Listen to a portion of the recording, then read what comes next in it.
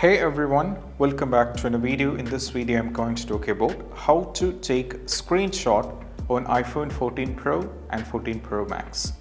So what you need to do is, in order to take a screenshot, we have to press the volume up and the power button together so the screenshot will be taken.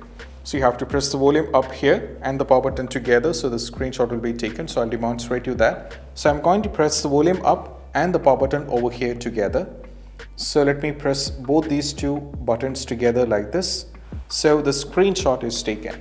So this is how we can take a screenshot, right? So where you can also save it like a photos and file. For that you have to go over here at the top, tap on this, and now either you can save it as a photos or you can save it as a file.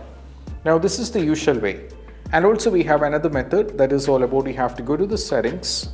From here you have to scroll it down and navigate to the accessibility. From here you have to scroll it down to the touch, and from here you have to tap on assistive touch, and over here there is an option called double tap. You have to tap on the double tap, and now we can set this up.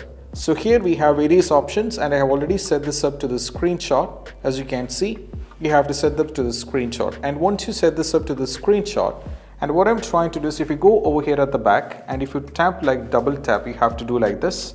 When you do like this, the screenshot will be taken. Right? So what you need to do is just go back over here and you have to tap twice like this. So the screenshot is taken, and that is also a way or how we can take a screenshot in an easiest way.